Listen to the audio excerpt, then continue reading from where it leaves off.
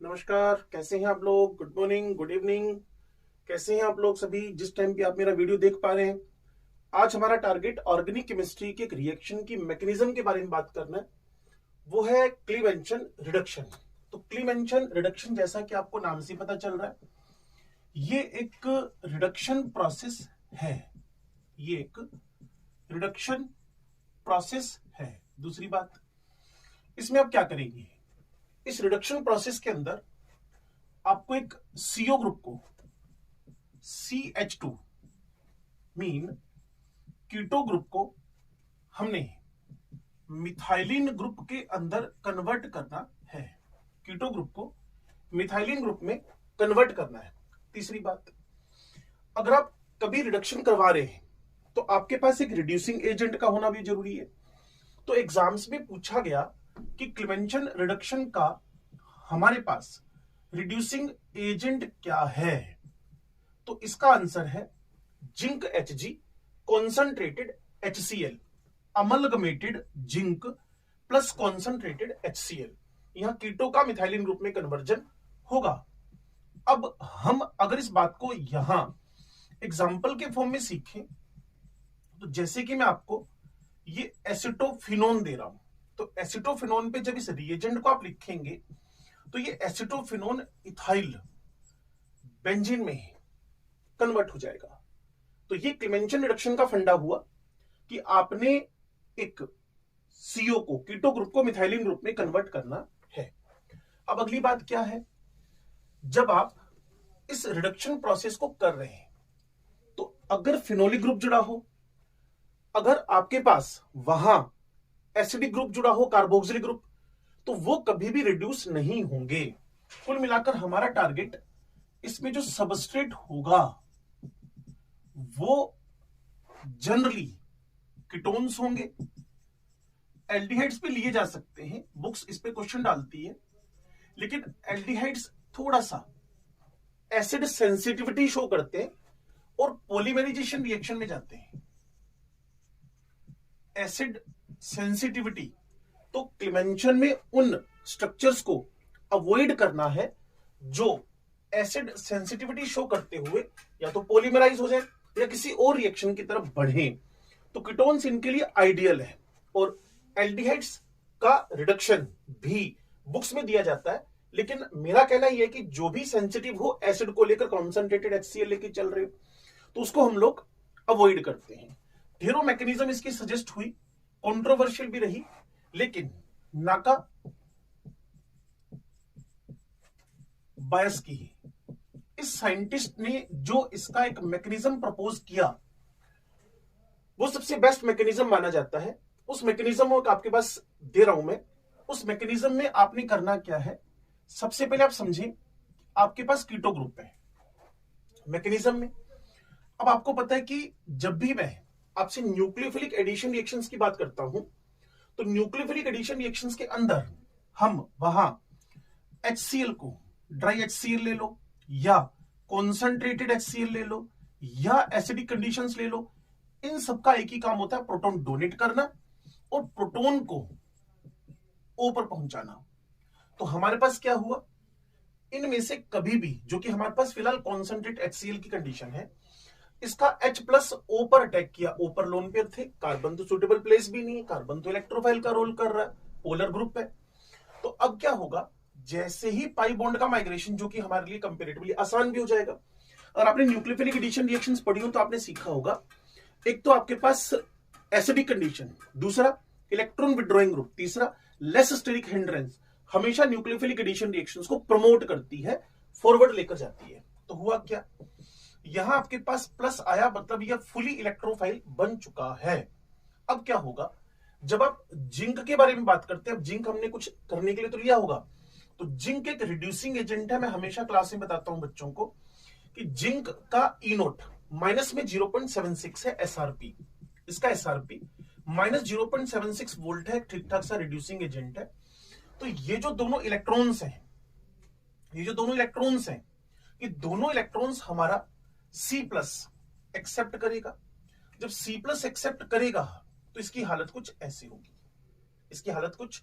होगी, तो इस बात को अगर आप प्रॉपर अंडरस्टैंडिंग कर पाए तो जैसे ही हमारे C+ ने दोनों इलेक्ट्रॉन्स को एक्सेप्ट किया तो ये कार्बन आयन के फॉर्म में आ चुका है। अब हमारा सारा का सारा काम HCl अगेन करेगा। जो नाका बयस्की ने बताया वो ये बताया कि ड्राई HCl का HO पे अटैक किया, जैसे ही हमारे पास ये HO पर अटैक किया ये OH+ बना, OH+ बना। अब आप खुद सोचें, यहां एक H का अटैक HCl की तरफ से हो जाएगा, एक H+ का अटैक यहां हो जाएगा, और जैसे ये यहां से रिमूव करेगा, क्लियर, ये यहां से रिमूव करेगा तो अगेन वही प्रोसेस फिर स्टार्ट होने वाला है। मैं आपको चेक करवा देता हूं कि जैसे ही फर्दर HCl का प्रोटॉन अटैक करेगा तो एक हालत कुछ ऐसी होगी, दूसरी हालत कुछ ऐसी होगी, ये यहां से रिमूव करेगा, अगेन प्लस चार्ज आएगा, अगेन प्लस का चार्ज आएगा, उस प्लस चार्ज ने इलेक्ट्रॉन्स को एक्सेप्ट करना है, अगेन यह माइनस आना है, और इसी पर फर्दर प्रोटॉन का अटैक होकर हम एक H तो ऑलरेडी लगाकर आ चुके हैं, 2 H यहां लग जाएंगे। तो काम आसान है। स्टेप नंबर 1 प्रोटॉन का अटैक, ऑक्सोनियम बनना। Step number 2 bond transfer. Step number 3 electron accept करना। स्टेप नंबर 4 H का अटैक होना और वाटर का निकलना, एंड देन रिपीटिशन। एक बार फिर समझ लें, ड्राई HCl O पे अटैक किया, ऑक्सोनियम बना, addition of H, then shifting of pi bond, then formation of carbon ion after the accepting electrons. तो प्लस ने इलेक्ट्रॉन एक्सेप्ट किए, देन प्रोटॉन का अटैक बार बार हो रहा है, और प्रोटॉन का अटैक होने से पानी निकलेगा, वाटर का रिमूवल होगा, और ये सारे के सारे फिनोमिनन क्लीमेंशन से हमें CO को CH2 तक ले जाने में हेल्प करने वाले हैं। तो ये क्लीमेंशन रिडक्शन की कहानी है। क्लीमेंशन रिडक्शन में हमें करना क्या है, थोड़ा सा इस बात को समझ लें कि क्लीमेंशन में अगर कोई स्ट्रक्चर HCl से रिएक्ट कर रहा हो तो उसको भी हमें रिएक्ट करवा देना है। जैसे कि यहां OH है और मैं आपको यहां COCH3 लेकर चल रहा हूं, तो होगा क्या, यहां मैंने जिंक Hg कॉन्सेंट्रेटेड HCl दिया। यह हरकत आपको पता होना चाहिए कि वोल्फ किश्नर भी करता है। वोल्फ किश्नर जो आपके पास रिडक्शन प्रोसेस है उससे भी सेम हरकत होगी, लेकिन फिर भी क्लीमेंशन को वोल्फ किश्नर के कंपैरिजन में ज्यादा प्रेफर किया जाता है। वोल्फ किश्नर में क्या मैकेनिज्म है इस पर मैं आपसे बात करूंगा।